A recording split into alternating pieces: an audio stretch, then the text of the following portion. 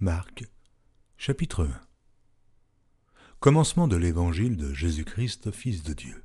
Selon ce qui est écrit dans Ésaïe le prophète, « Voici, j'envoie devant toi mon messager, qui préparera ton chemin. C'est la voix de celui qui crie dans le désert. Préparez le chemin du Seigneur, aplanissez ses sentiers. » Jean parut baptisant dans le désert et prêchant le baptême de repentance pour la rémission des péchés. Tout le pays de Judée et tous les habitants de Jérusalem se rendaient auprès de lui, et confessant leurs péchés, ils se faisaient baptiser par lui dans le fleuve du Jourdain. Jean avait un vêtement de poil de chameau et une ceinture de cuir autour des reins. Il se nourrissait de sauterelles et de miel sauvage. Il prêchait, disant « Il vient après moi celui qui est plus puissant que moi, et je ne suis pas digne de délier en me baissant la courroie de ses souliers. Moi, je vous ai baptisé d'eau, lui vous baptisera du Saint-Esprit. » En ce temps-là, Jésus vint de Nazareth en Galilée, et il fut baptisé par Jean dans le Jourdain. Au moment où il sortait de l'eau, il vit les cieux s'ouvrir et l'Esprit descendre sur lui comme une colombe. Et une voix fit entendre des cieux ces paroles « Tu es mon Fils bien-aimé, en toi j'ai mis toute mon affection. » Aussitôt l'Esprit poussa Jésus dans le désert, où il passa 40 jours, tenté par Satan. Il était avec les bêtes sauvages, et les anges le servaient. Après que Jean eut été livré, Jésus alla dans la Galilée prêchant l'évangile de Dieu. Il disait « Le temps est accompli, et le royaume de Dieu est proche. Repentez-vous et croyez à la bonne nouvelle. » Comme il passait le long de la mer de Galilée, il vit Simon et André, frères de Simon, qui jetaient un filet dans la mer, car ils étaient pêcheurs. Jésus leur dit « Suivez-moi, et je vous ferai pêcheurs d'hommes. » Aussitôt ils laissèrent leur filet et le suivirent. Étant allé un peu plus loin, il vit Jacques, fils de Zébédée, et Jean, son frère, qui eux aussi étaient dans une barque et réparaient les filets. Aussitôt il les appela, et, laissant leur père Zébédée dans la barque avec les ouvriers, ils le suivirent. Ils se rendirent à Capernaum, et, le jour du Shabbat, Jésus entra d'abord dans la synagogue, et il enseigna. Ils étaient frappés de sa doctrine, car il enseignait comme ayant autorité, et non pas comme les scribes. Il se trouva dans leur synagogue un homme qui avait un esprit impur, et qui s'écria « Qu'y a-t-il entre nous et toi, Jésus de Nazareth ? Es-tu venu ici pour nous perdre ? Je sais qui tu es le Saint de Dieu. » Jésus le menaça, disant « Tais-toi et sors de cet homme !» Et l'esprit impur sortit de cet homme, en l'agitant avec violence et en poussant un grand cri. Tous furent saisis de stupéfaction, de sorte qu'ils se demandaient les uns aux autres « Qu'est-ce que ceci ? Une nouvelle doctrine ? Il commande avec autorité même aux esprits impurs, et lui obéissent. » Et sa renommée se répandit aussitôt dans tous les lieux environnants de la Galilée. En sortant de la synagogue, ils se rendirent avec Jacques et Jean à la maison de Simon et d'André. La belle-mère de Simon était couchée ayant la fièvre, et aussitôt on parla d'elle à Jésus. S'étant approché, il la fit lever en lui prenant la main, et à l'instant la fièvre la quitta. Puis elle les servit. Le soir, après le coucher du soleil, on lui amena tous les malades et les démoniaques, et toute la ville était rassemblée devant sa porte. Il guérit beaucoup de gens qui avaient diverses maladies. Il chassa aussi beaucoup de démons, et il ne permettait pas aux démons de parler parce qu'ils le connaissaient. Vers le matin, pendant qu'il faisait encore très sombre, il se leva et sortit pour aller dans un lieu désert, où il pria.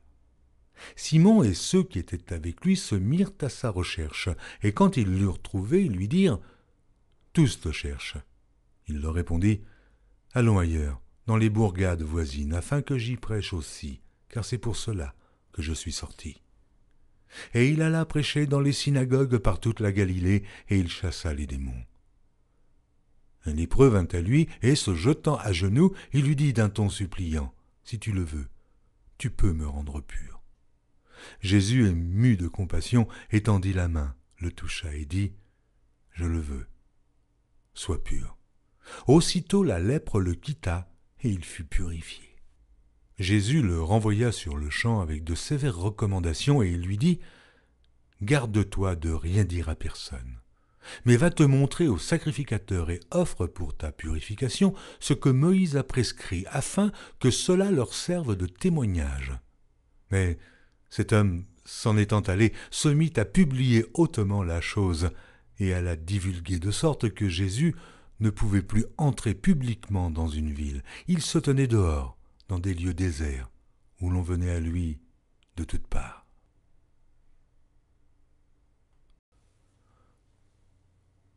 Marc, chapitre 2. Quelques jours après, Jésus revint à Capernaum. On apprit qu'il était à la maison, et il s'assembla un si grand nombre de personnes que l'espace devant la porte ne pouvait plus les contenir. Il leur annonçait la parole. Des gens vinrent à lui, amenant un paralytique porté par 4 hommes. Comme ils ne pouvaient l'aborder à cause de la foule, ils découvrirent le toit de la maison où il était, et ils descendirent par cette ouverture le lit sur lequel le paralytique était couché. Jésus, voyant leur foi, dit au paralytique « Mon enfant, tes péchés sont pardonnés. » Il y avait là quelques scribes qui étaient assis et qui se disaient au-dedans d'eux « Comment cet homme parle-t-il ainsi ? Il blasphème. Qui peut pardonner les péchés si ce n'est Dieu seul ?» Jésus, ayant aussitôt connu par son esprit ce qu'ils pensaient au-dedans d'eux, leur dit « Pourquoi avez-vous de telles pensées dans vos cœurs ? Lequel est le plus aisé de dire au paralytique « Tes péchés sont pardonnés » ou de dire « Lève-toi, prends ton lit et marche » ? Or, afin que vous sachiez que le Fils de l'homme a sur la terre le pouvoir de pardonner les péchés, je te l'ordonne, dit-il au paralytique. Lève-toi, prends ton lit et va dans ta maison. Et à l'instant, il se leva, prit son lit et sortit en présence de tout le monde, de sorte qu'ils étaient tous dans l'étonnement et glorifiaient Dieu, disant « Nous n'avons jamais vu rien de pareil. » Jésus sortit de nouveau du côté de la mer. Toute la foule venait à lui, et il les enseignait. En passant, il vit Lévi, fils d'Alphée, assis au bureau des péages. Il lui dit « Suis-moi ». Lévi se leva et le suivit. Comme Jésus était à table dans la maison de Lévi, beaucoup de publicains et de gens de mauvaise vie se mirent aussi à table avec lui et avec ses disciples, car ils étaient nombreux et l'avaient suivi. Les scribes et les pharisiens, le voyant manger avec les publicains et les gens de mauvaise vie, dirent à ses disciples « Pourquoi mange-t-il et boit-il avec les publicains et les gens de mauvaise vie ?» Ce que Jésus ayant entendu, il leur dit « Ce ne sont pas ceux qui se portent bien qui ont besoin de médecins, mais les malades. Je ne suis pas venu appeler des justes, mais des pécheurs. » Les disciples de Jean et les pharisiens jeûnaient. Ils vinrent dire à Jésus « Pourquoi les disciples de Jean et ceux des pharisiens jeûnent-ils, tandis que tes disciples ne jeûnent point ?» Jésus leur répondit « Les amis de l'époux peuvent-ils jeûner pendant que l'époux est avec eux ? Aussi longtemps qu'ils ont avec eux l'époux, ils ne peuvent jeûner. Les jours viendront où l'époux leur sera enlevé, et alors ils jeûneront en ce jour-là. Personne ne coud une pièce de drap neuf à un vieil habit. Autrement, la pièce de drap neuf emporterait une partie du vieux, et la déchirure serait pire.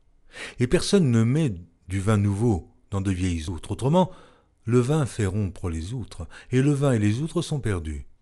Mais il faut mettre le vin nouveau dans des outres neuves. » Il arriva un jour de Shabbat que Jésus traversa des champs de blé. Ses disciples, chemin faisant, se mirent à arracher des épis.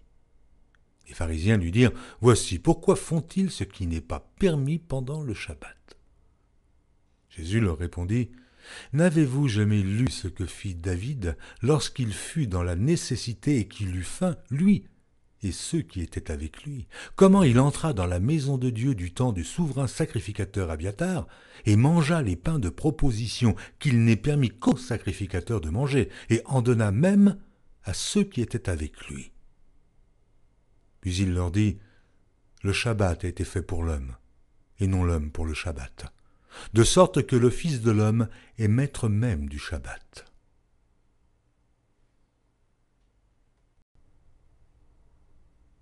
Marc, chapitre 3. Jésus entra de nouveau dans la synagogue. Il s'y trouvait un homme qui avait la main sèche. Ils observaient Jésus pour voir s'il le guérirait le jour du Shabbat. C'était afin de pouvoir l'accuser. Il dit à l'homme qui avait la main sèche, « Lève-toi là au milieu. » Puis il leur dit, « Est-il permis le jour du Shabbat de faire du bien ou de faire du mal, de sauver une personne ou de la tuer ?» Mais ils gardèrent le silence. Alors, promenant ses regards sur eux avec indignation et en même temps affligé de l'endurcissement de leur cœur, il dit à l'homme, « Étends ta main. » Il l'étendit et sa main fut guérie. Les pharisiens sortirent et aussitôt ils se consultèrent avec les Hérodiens sur les moyens de le faire périr. Jésus se retira vers la mer avec ses disciples. Une grande multitude le suivit de la Galilée et de la Judée et de Jérusalem et de l'Idumée et d'au-delà du Jourdain et des environs de Tyr et de Sidon. Une grande multitude, apprenant tout ce qu'il faisait, vint à lui. Il chargea ses disciples de tenir toujours à sa disposition une petite barque, afin de ne pas être pressés par la foule. Car comme il guérissait beaucoup de gens, tous ceux qui avaient des maladies se jetaient sur lui pour le toucher. Les esprits impurs, quand ils le voyaient, se prosternaient devant lui et s'écriaient « Tu es le Fils de Dieu !» Mais il leur recommandait très sévèrement de ne pas le faire connaître. Il monta ensuite sur la montagne et appela ceux qu'il voulut, et ils vinrent auprès de lui.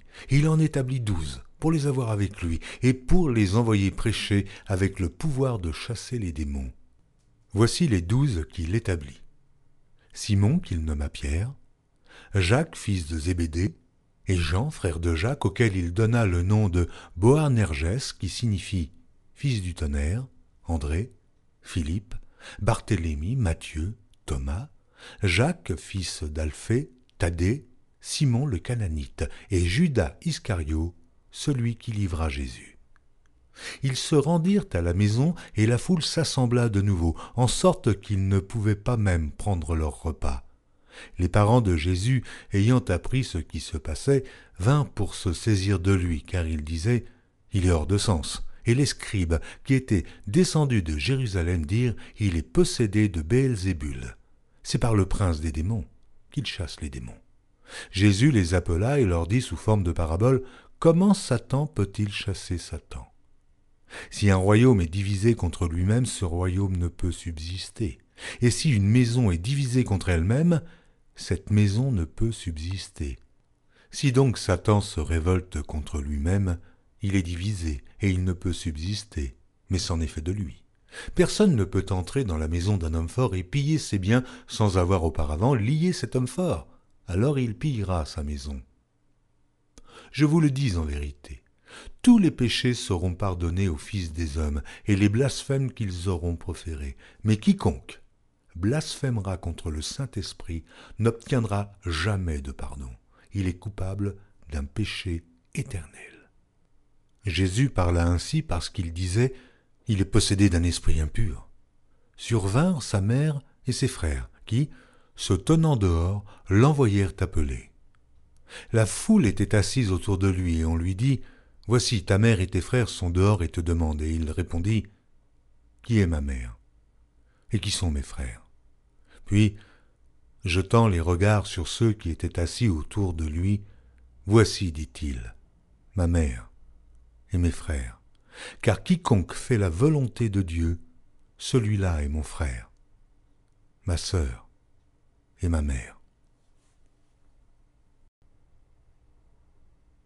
Marc, chapitre 3. Jésus entra de nouveau dans la synagogue. Il s'y trouvait un homme qui avait la main sèche. Ils observaient Jésus pour voir s'il le guérirait le jour du Shabbat. C'était afin de pouvoir l'accuser. Il dit à l'homme qui avait la main sèche, « Lève-toi là au milieu. » Puis il leur dit, « Est-il permis le jour du Shabbat de faire du bien ou de faire du mal, de sauver une personne ou de la tuer ?» Mais ils gardèrent le silence. Alors, promenant ses regards sur eux avec indignation et en même temps affligé de l'endurcissement de leur cœur, il dit à l'homme, « Étends ta main. » Il l'étendit et sa main fut guérie. Les pharisiens sortirent et aussitôt ils se consultèrent avec les Hérodiens sur les moyens de le faire périr. Jésus se retira vers la mer avec ses disciples. Une grande multitude le suivit de la Galilée et de la Judée et de Jérusalem et de l'Idumée et d'au-delà du Jourdain et des environs de Tyr et de Sidon. Une grande multitude, apprenant tout ce qu'il faisait, vint à lui. Il chargea ses disciples de tenir toujours à sa disposition une petite barque, afin de ne pas être pressés par la foule. Car comme il guérissait beaucoup de gens, tous ceux qui avaient des maladies se jetaient sur lui pour le toucher. Les esprits impurs, quand ils le voyaient, se prosternaient devant lui et s'écriaient « Tu es le Fils de Dieu !» Mais il leur recommandait très sévèrement de ne pas le faire connaître. Il monta ensuite sur la montagne et appela ceux qu'il voulut, et ils vinrent auprès de lui. Il en établit 12 pour les avoir avec lui et pour les envoyer prêcher avec le pouvoir de chasser les démons. Voici les 12 qu'il établit. Simon, qu'il nomma Pierre, Jacques, fils de Zébédée, et Jean, frère de Jacques, auquel il donna le nom de Boanerges, qui signifie fils du tonnerre, André, Philippe, Barthélemy, Matthieu, Thomas, Jacques, fils d'Alphée, Thaddée, Simon le Cananite, et Judas Iscario, celui qui livra Jésus. Ils se rendirent à la maison, et la foule s'assembla de nouveau, en sorte qu'ils ne pouvaient pas même prendre leur repas. Les parents de Jésus, ayant appris ce qui se passait, vinrent pour se saisir de lui, car ils disaient « Il est hors de sens ». Et les scribes, qui étaient descendus de Jérusalem, dirent « Il est possédé de Béelzébul. C'est par le prince des démons qu'il chasse les démons. » Jésus les appela et leur dit sous forme de parabole « Comment Satan peut-il chasser Satan ? Si un royaume est divisé contre lui-même, ce royaume ne peut subsister. Et si une maison est divisée contre elle-même, cette maison ne peut subsister. Si donc Satan se révolte contre lui-même, il est divisé et il ne peut subsister, mais c'en est fait de lui. Personne ne peut entrer dans la maison d'un homme fort et piller ses biens sans avoir auparavant lié cet homme fort. Alors il pillera sa maison. Je vous le dis en vérité, tous les péchés seront pardonnés aux fils des hommes et les blasphèmes qu'ils auront proférés. Mais quiconque blasphémera contre le Saint-Esprit n'obtiendra jamais de pardon. Il est coupable d'un péché éternel. Jésus parla ainsi parce qu'il disait « Il est possédé d'un esprit impur ». Survinrent sa mère et ses frères qui, se tenant dehors, l'envoyèrent appeler. La foule était assise autour de lui et on lui dit « Voici, ta mère et tes frères sont dehors et te demandent. » Et il répondit « Qui est ma mère? Et qui sont mes frères ?» Puis, jetant les regards sur ceux qui étaient assis autour de lui, « Voici, dit-il, ma mère et mes frères, car quiconque fait la volonté de Dieu, celui-là est mon frère, ma sœur et ma mère. »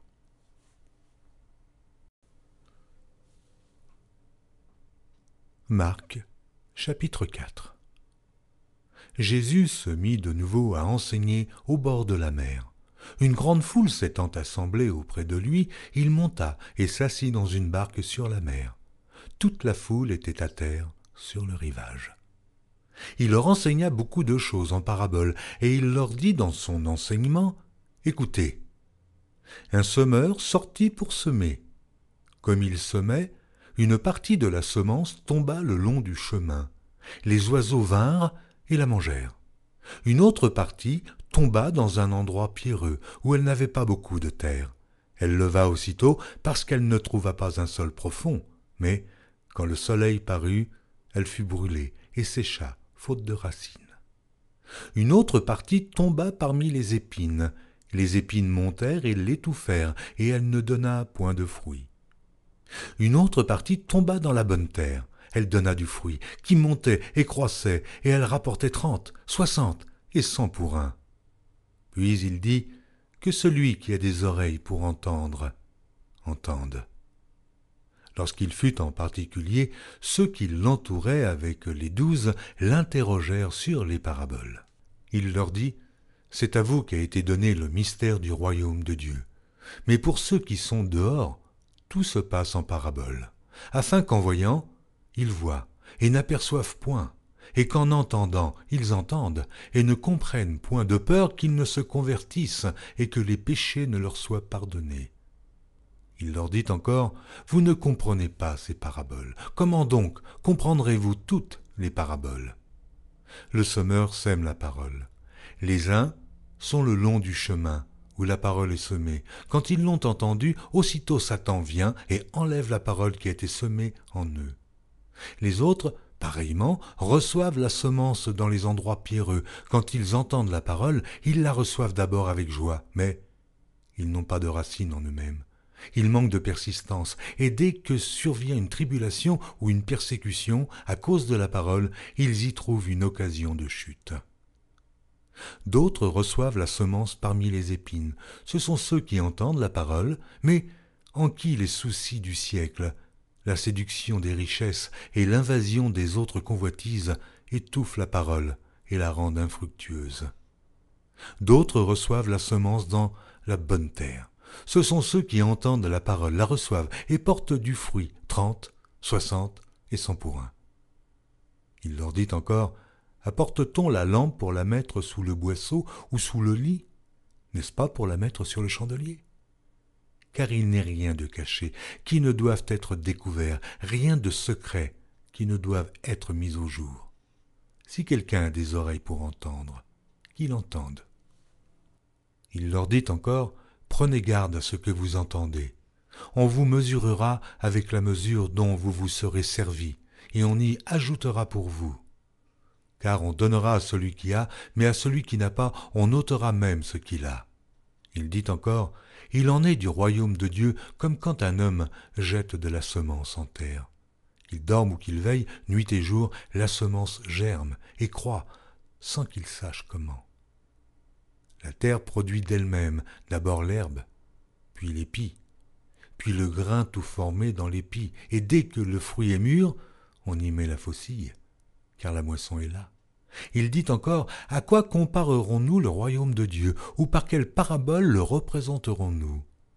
Il est semblable à un grain de sénévé qui, lorsqu'on le sème en terre, est la plus petite de toutes les semences qui sont sur la terre. Mais lorsqu'il a été semé, il monte, devient plus grand que tous les légumes et pousse de grandes branches, en sorte que les oiseaux du ciel peuvent habiter sous son ombre.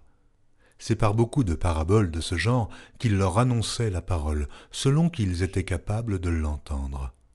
Il ne leur parlait point sans parabole, mais, en particulier, il expliquait tout à ses disciples. Ce même jour, sur le soir, Jésus leur dit « Passons à l'autre bord ». Après avoir renvoyé la foule, ils l'emmenèrent dans la barque où il se trouvait. Il y avait aussi d'autres barques avec lui. Il s'éleva un grand tourbillon, et les flots se jetaient dans la barque, au point qu'elle se remplissait déjà. Et lui, il dormait à la poupe sur le coussin. Ils le réveillèrent et lui dirent « Maître, ne t'inquiètes-tu pas de ce que nous périssons ?» S'étant réveillé, il menaça le vent et la mer. « Silence, tais-toi !» Et le vent cessa, et il y eut un grand calme. Puis il leur dit, « Pourquoi avez-vous ainsi peur? Comment n'avez-vous point de foi ?» Ils furent saisis d'une grande frayeur, et ils se dirent les uns aux autres, « Quel est donc celui-ci, à qui obéissent même le vent et la mer ?» Marc, chapitre 5. Ils arrivèrent à l'autre bord de la mer, dans le pays des Gadaréniens. Aussitôt que Jésus fut hors de la barque, il vint au-devant de lui un homme sortant des sépulcres et possédé d'un esprit impur. Cet homme avait sa demeure dans les sépulcres et personne ne pouvait plus le lier, même avec une chaîne. Car souvent il avait eu les fers aux pieds et avait été lié de chaînes, mais il avait rompu les chaînes et brisé les fers, et personne n'avait la force de le dompter. Il était sans cesse nuit et jour dans les sépulcres et sur les montagnes, criant et se meurtrissant avec des pierres. Ayant vu Jésus de loin, il accourut, se prosterna devant lui, et s'écria d'une voix forte, « Qu'y a-t-il entre moi et toi, Jésus, fils du Dieu Très-Haut? Je t'en conjure, au nom de Dieu, ne me tourmente pas. » Car Jésus lui disait, « Sors de cet homme, esprit impur. » et lui demanda « Quel est ton nom ?» « Légion est mon nom, lui répondit-il, car nous sommes plusieurs. » Et il le priait instamment de ne pas les envoyer hors du pays. Il y avait là, vers la montagne, un grand troupeau de pourceaux qui paissaient. Et les démons le prièrent, disant « Envoie-nous dans ces pourceaux, afin que nous entrions en eux. » Il le leur permit. Et les esprits impurs sortirent, entrèrent dans les pourceaux, et le troupeau se précipita des pentes escarpées dans la mer. Il y en avait environ 2000, et ils se noyèrent dans la mer. Ceux qui les faisaient paître s'enfuirent et répandirent la nouvelle dans la ville et des campagnes. Les gens allèrent voir ce qui était arrivé. Ils vinrent auprès de Jésus, et ils virent le démoniaque, celui qui avait eu la légion, assis, vêtu et dans son bon sens, et ils furent saisis de frayeur. Ceux qui avaient vu ce qui s'était passé leur racontèrent ce qui était arrivé au démoniaque et au pourceau. Alors il se mit à supplier Jésus de quitter leur territoire. Comme il montait dans la barque, celui qui avait été démoniaque lui demanda la permission de rester avec lui. Jésus ne le lui permit pas, mais il lui dit « Va dans ta maison, vers les tiens, et raconte-leur tout ce que le Seigneur t'a fait et comment il a eu pitié de toi. » Il s'en alla et se mit à publier dans la Décapole tout ce que Jésus avait fait pour lui, et tous furent dans l'étonnement. Jésus, dans la barque, regagna l'autre rive où une grande foule s'assembla près de lui. Il était au bord de la mer. Alors vint un des chefs de la synagogue, nommé Jaïrus, qui, l'ayant aperçu, se jeta à ses pieds et lui adressa cette instante prière. « Ma petite fille est à l'extrémité, viens. » Impose-lui les mains, afin qu'elle soit sauvée et qu'elle vive. Jésus s'en alla avec lui, et une grande foule le suivait et le pressait. Or, il y avait une femme atteinte d'une perte de sang depuis 12 ans. Elle avait beaucoup souffert entre les mains de plusieurs médecins. Elle avait dépensé tout ce qu'elle possédait, et elle n'avait éprouvé aucun soulagement, mais était allée plutôt en empirant. Ayant entendu parler de Jésus, elle vint dans la foule par derrière et toucha son vêtement, car elle disait « Si je puis seulement toucher ses vêtements, je serai guérie. » Au même instant, la perte de sang s'arrêta, et elle sentit dans son corps qu'elle était guérie de son mal. Jésus connut aussitôt en lui-même qu'une force était sortie de lui, et, se retournant au milieu de la foule, il dit « Qui a touché mes vêtements ?» Ses disciples lui dirent « Tu vois la foule qui te presse et tu dis qui m'a touché ?» Et il regardait autour de lui pour voir celle qui avait fait cela. La femme, effrayée et tremblante, sachant ce qui s'était passé en elle, vint se jeter à ses pieds et lui dit toute la vérité. Mais Jésus lui dit « Ma fille, ta foi t'a sauvée. Va en paix et sois guérie de ton mal. » Comme il parlait encore, survinrent de chez le chef de la synagogue des gens qui dirent « Ta fille est morte, pourquoi importuner davantage le maître ?»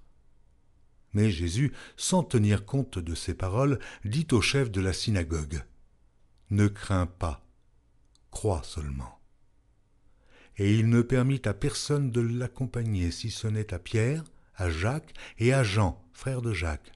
Ils arrivèrent à la maison du chef de la synagogue où Jésus vit une foule bruyante et des gens qui pleuraient, qui poussaient de grands cris. Il entra et leur dit « Pourquoi faites-vous du bruit et pourquoi pleurez-vous ? L'enfant n'est pas morte, mais elle dort. » Et il se moquait de lui. Alors, ayant fait sortir tout le monde, il prit avec lui le père et la mère de l'enfant et ceux qui l'avaient accompagné, et il entra où était l'enfant. Il la saisit par la main et lui dit « Talitha koumi », ce qui signifie « Jeune fille, lève-toi, je te le dis ». Aussitôt la jeune fille se leva et se mit à marcher, car elle avait 12 ans, et ils furent dans un grand étonnement. Jésus leur adressa de fortes recommandations pour que personne ne sût la chose, et il dit qu'on donna à manger à la jeune fille. Marc, chapitre 6. Jésus partit de là et se rendit dans sa patrie. Ses disciples le suivirent. Quand le Shabbat fut venu, il se mit à enseigner dans la synagogue. Beaucoup de gens qui l'entendirent étaient étonnés et disaient « D'où lui viennent ces choses ? quelle est cette sagesse qui lui a été donnée, et comment de tels miracles se font-ils par ses mains? N'est-ce pas le charpentier, le fils de Marie, le frère de Jacques, de José, de Jude et de Simon? Et ses sœurs ne sont-elles pas ici parmi nous? Et il était pour eux une occasion de chute. Mais Jésus leur dit, un prophète n'est méprisé que dans sa patrie, parmi ses parents et dans sa maison. Il ne put faire là aucun miracle, si ce n'est qu'il imposa les mains à quelques malades et les guérit. Et ils s'étonnaient de leur incrédulité. Jésus parcourait les villages d'alentour en enseignant.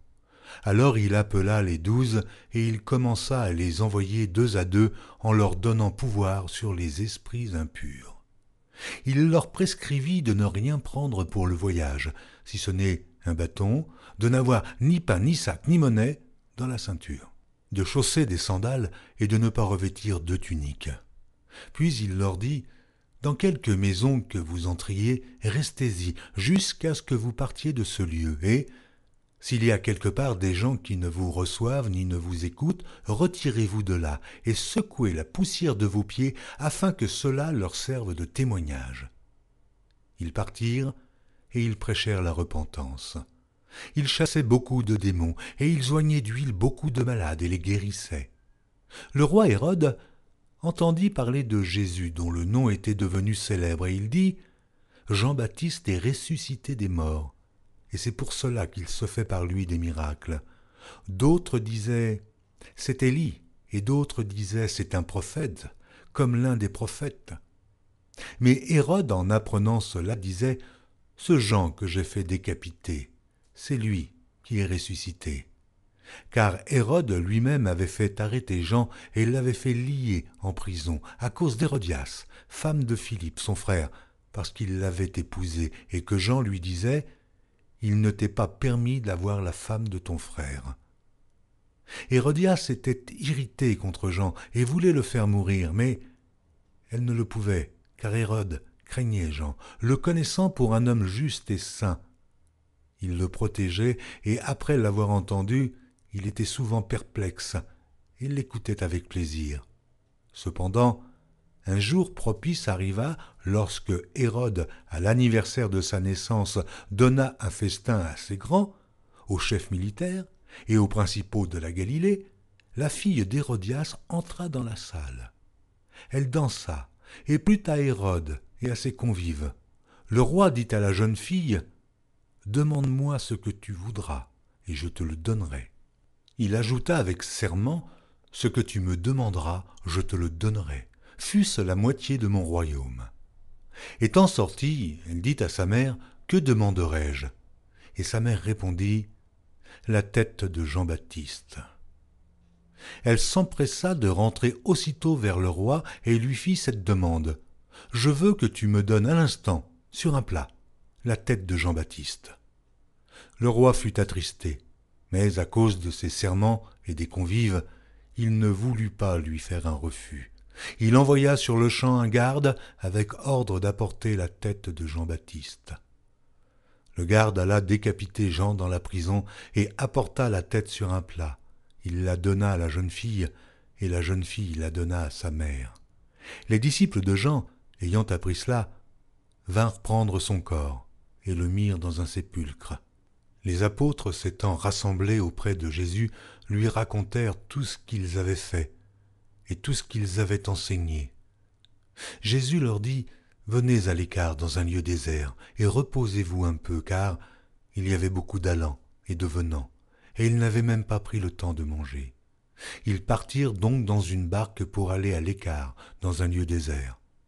Beaucoup de gens les virent s'en aller, et ils les reconnurent, et de toutes les villes on accourut à pied, et on les devança au lieu où ils se rendaient.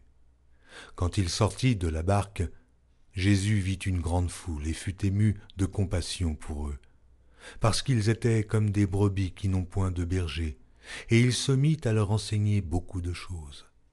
Comme l'heure était déjà avancée, ses disciples s'approchèrent de lui et dirent « Ce lieu est désert, et l'heure est déjà avancée.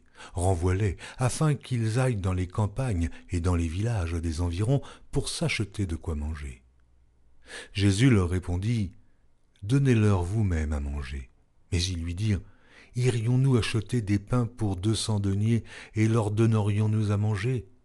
Il leur dit, « Combien avez-vous de pain ? Allez voir. » Et ils s'en assurèrent et répondirent, « 5 et 2 poissons. » Alors il leur commanda de les faire tous asseoir par groupes sur l'herbe verte, et ils s'assirent par rangées de 100 et de 50. Il prit les 5 pains et les 2 poissons, et, levant les yeux vers le ciel, il rendit grâce. Puis il rompit les pains, et il les donna aux disciples, afin qu'ils les distribuassent à la foule. Il partagea aussi les 2 poissons entre tous. Tous mangèrent et furent rassasiés. Et l'on emporta 12 paniers, pleins de morceaux de pain et de ce qui restait des poissons. Ceux qui avaient mangé les pains étaient 5000 hommes. Aussitôt après, il obligea ses disciples à monter dans la barque et à passer avant lui de l'autre côté, vers Bethsaïda, pendant que lui-même renverrait la foule. Quand il l'eut renvoyé, il s'en alla sur la montagne pour prier. Le soir étant venu, la barque était au milieu de la mer et Jésus était seul à terre. Il vit qu'ils avaient beaucoup de peine à ramer, car le vent leur était contraire. À la 4e veille de la nuit environ, il alla vers eux, marchant sur la mer, et il voulait les dépasser. Quand ils le virent marcher sur la mer, ils crurent que c'était un fantôme, et ils poussèrent des cris. Car ils le voyaient tous, et ils étaient troublés. Aussitôt Jésus leur parla et leur dit, « Rassurez-vous, c'est moi, n'ayez pas peur. » Puis il monta vers eux dans la barque, et le vent cessa. Ils furent en eux-mêmes tous stupéfaits et remplis d'étonnement, car ils n'avaient pas compris le miracle des pains parce que leur cœur était endurci. Après avoir traversé la mer, ils vinrent dans le pays de Génézareth, et ils abordèrent. Quand ils furent sortis de la barque, les gens, ayant aussitôt reconnu Jésus, parcoururent tous les environs, et l'on se mit à apporter les malades sur des lits, partout où l'on apprenait qu'il était.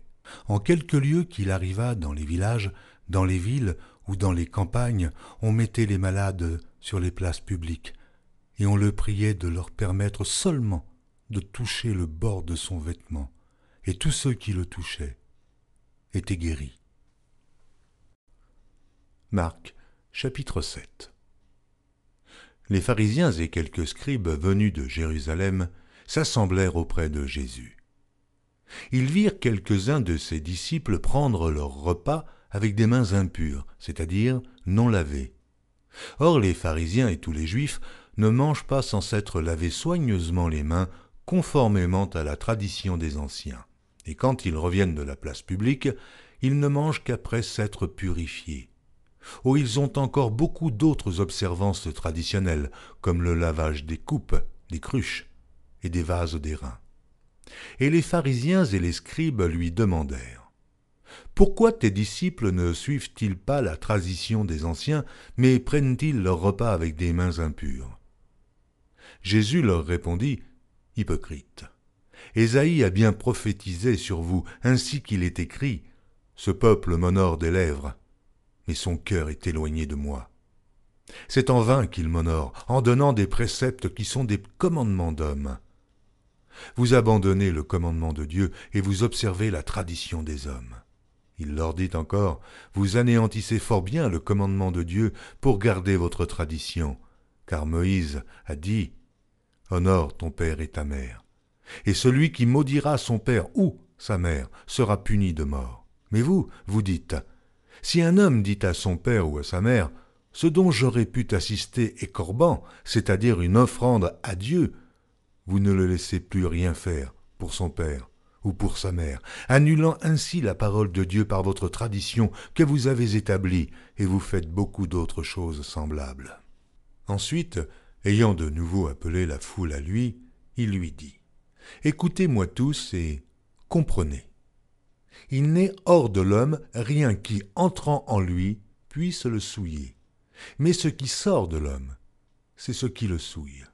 Si quelqu'un a des oreilles pour entendre, qu'il entende. » Lorsqu'il fut entré dans la maison, loin de la foule, ses disciples l'interrogèrent sur cette parabole. Il leur dit, « Vous aussi, Êtes-vous donc sans intelligence? Ne comprenez-vous pas que rien de ce qui du dehors entre dans l'homme ne peut le souiller? Car cela n'entre pas dans son cœur, mais dans son ventre, puis s'en va dans des lieux secrets, qui purifient tous les aliments. Il dit encore, ce qui sort de l'homme, c'est ce qui souille l'homme.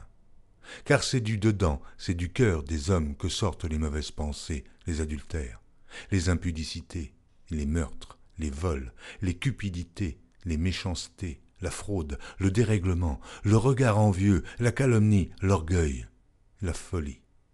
Toutes ces choses sont mauvaises et sortent du dedans et souillent l'homme. Jésus, étant parti de là, s'en alla dans le territoire de Tyr et de Sidon. Il entra dans une maison désirant que personne ne le sût, mais il ne put rester caché.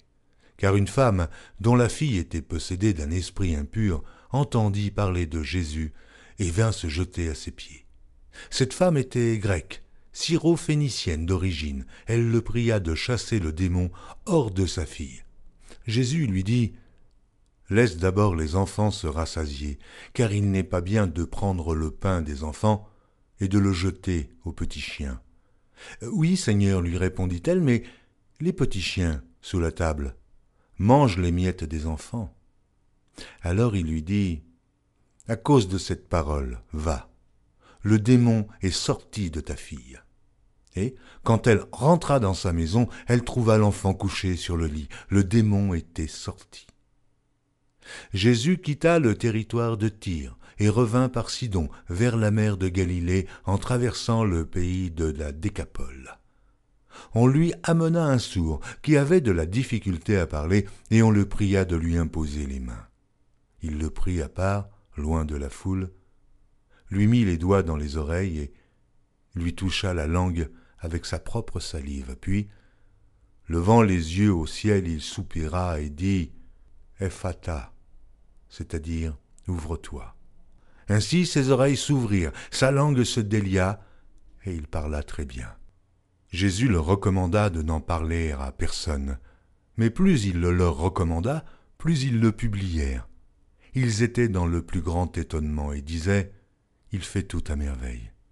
Même il fait entendre les sourds et parler les muets. »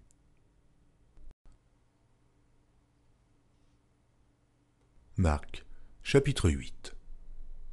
En ces jours-là, une foule nombreuse s'étant de nouveau réunie et n'ayant pas de quoi manger, Jésus appela les disciples et leur dit « Je suis ému de compassion pour cette foule, car voilà 3 jours qu'ils sont près de moi, et ils n'ont rien à manger. Si je les renvoie chez eux à jeun, les forces leur manqueront en chemin, car quelques-uns d'entre eux sont venus de loin. » Ses disciples lui répondirent « Comment pourrait-on les rassasier de pain ici, dans un lieu désert ?» Jésus leur demanda « Combien avez-vous de pain ?» « 7, répondit-il. Alors il fit asseoir la foule par terre, prit les 7 pains et, après avoir rendu grâce, il les rompit et les donna à ses disciples pour les distribuer. Et ils les distribuèrent à la foule. Il avait encore quelques petits poissons, et Jésus, ayant rendu grâce, les fit aussi distribuer. Ils mangèrent et furent rassasiés, et l'on emporta 7 corbeilles pleines de morceaux qui restaient. Ils étaient environ 4000 hommes. Ensuite, Jésus les renvoya. Aussitôt il monta dans la barque avec ses disciples et se rendit dans la contrée de Dalmanuta. Les pharisiens survinrent, se mirent à discuter avec Jésus et, pour l'éprouver, lui demandèrent un signe venant du ciel. Jésus, soupirant profondément en son esprit, dit « Pourquoi cette génération demande-t-elle un signe ? Je vous le dis en vérité, il ne sera point donné de signe à cette génération. » Puis il les quitta et remonta dans la barque pour passer sur l'autre bord. Les disciples avaient oublié de prendre des pains. Il n'en avait qu'un seul avec eux dans la barque. Jésus leur fit cette recommandation. « Gardez-vous avec soin du levain des pharisiens et du levain d'Hérode. » Les disciples raisonnaient entre eux et disaient « C'est parce que nous n'avons pas de pain. » Jésus, l'ayant connu, leur dit « Pourquoi raisonnez-vous sur ce que vous n'avez pas de pain ? Êtes-vous encore sans intelligence et ne comprenez-vous pas ? Avez-vous le cœur endurci? Ayant des yeux, ne voyez-vous pas? Ayant des oreilles, n'entendez-vous pas? Et n'avez-vous point de mémoire? Quand j'ai rompu les 5 pains pour les 5000 hommes, combien de paniers pleins de morceaux avez-vous emportés? 12, lui répondirent-ils. Et quand j'ai rompu les 7 pains pour les 4000 hommes, combien de corbeilles pleines de morceaux avez-vous emportés? 7, répondirent-ils. Et il leur dit, ne comprenez-vous pas encore? Ils se rendirent à Bethsaïda, et on amena vers Jésus un aveugle, qu'on le pria de toucher. Il prit l'aveugle par la main, et le conduisit hors du village, puis il lui mit de la salive sur les yeux, lui imposa les mains, et lui demanda s'il voyait quelque chose. Il regarda et dit, « J'aperçois les hommes, mais j'en vois comme des arbres, et qui marchent. » Jésus lui mit de nouveau les mains sur les yeux, et, quand l'aveugle regarda fixement, il fut guéri, et vit tout distinctement. Alors Jésus le renvoya dans sa maison en disant, « N'entre pas au village. » Jésus s'en alla avec ses disciples dans les villages de Césarée de Philippe, et il leur posa en chemin cette question, « Qui dit-on que je suis ?» Ils répondirent, « Jean-Baptiste, les autres, Élie, les autres l'un des prophètes, et vous, leur demanda-t-il, « Qui dites-vous que je suis ?» Pierre lui répondit, « Tu es le Christ. » Jésus leur recommanda sévèrement de ne dire cela de lui à personne. Alors il commença à leur apprendre qu'il fallait que le Fils de l'homme souffrit beaucoup, qu'il fût rejeté par les anciens, par les principaux sacrificateurs et par les scribes, qu'il fût mis à mort et qu'il ressuscita 3 jours après. Il leur disait ces choses ouvertement, et Pierre, l'ayant pris à part, se mit à le reprendre. Mais Jésus, se retournant et regardant ses disciples, réprimanda Pierre et dit, « Arrière de moi, Satan ! Car tu ne conçois pas les choses de Dieu, tu n'as que des pensées humaines. » Puis, ayant appelé la foule avec ses disciples, il leur dit, « Si quelqu'un veut venir après moi, qu'il renonce à lui-même, qu'il se charge de sa croix et qu'il me suive. Car celui qui voudra sauver sa vie la perdra, mais celui qui perdra sa vie à cause de moi et de la bonne nouvelle la sauvera. Et que sert-il à un homme de gagner tout le monde s'il perd son âme? Que donnerait un homme en échange de son âme? Car quiconque aura honte de moi et de mes paroles, au milieu de cette génération adultère et pécheresse, le Fils de l'homme aussi aura honte de lui quand il viendra dans la gloire de son Père avec les saints anges. Marc, chapitre 9. Il leur dit encore, « Je vous le dis en vérité, quelques-uns de ceux qui sont ici ne mourront point, qu'ils n'aient vu le royaume de Dieu venir avec puissance. » 6 jours après, Jésus prit avec lui Pierre, Jacques et Jean, et il les conduisit seuls à l'écart sur une haute montagne. Il fut transfiguré devant eux. Ses vêtements devinrent resplendissants et d'une telle blancheur qu'il n'est pas de foulon sur la terre qui puisse blanchir ainsi. Élie et Moïse leur apparurent, s'entretenant avec Jésus. Pierre, prenant la parole, dit à Jésus, « Rabbi, il est bon que nous soyons ici. Dressons 3 tentes, une pour toi, une pour Moïse et une pour Élie, car ils ne savaient que dire, l'effroi les ayant saisis. » Une nuée vint les couvrir, et de la nuée sortit une voix. « Celui-ci est mon fils bien-aimé. Écoutez-le. » Aussitôt les disciples regardèrent tout autour, et ils ne virent que Jésus, seul, avec eux. Comme ils descendaient de la montagne, Jésus leur recommanda de ne dire à personne ce qu'ils avaient vu, jusqu'à ce que le Fils de l'homme fût ressuscité des morts. Ils retinrent cette parole, se demandant entre eux ce que c'est que ressusciter des morts. Les disciples lui firent cette question, « Pourquoi les scribes disent-ils qu'il faut qu'Élie vienne premièrement ?» Il leur répondit, « Élie viendra premièrement et rétablira toutes choses. Et pourquoi est-il écrit du Fils de l'homme qu'il doit souffrir beaucoup et être méprisé? Mais je vous dis qu'Élie est venu, et qu'ils l'ont traité comme ils ont voulu, selon ce qu'il est écrit de lui. Lorsqu'ils furent arrivés près des disciples, ils virent autour d'eux une grande foule et des scribes qui discutaient avec eux.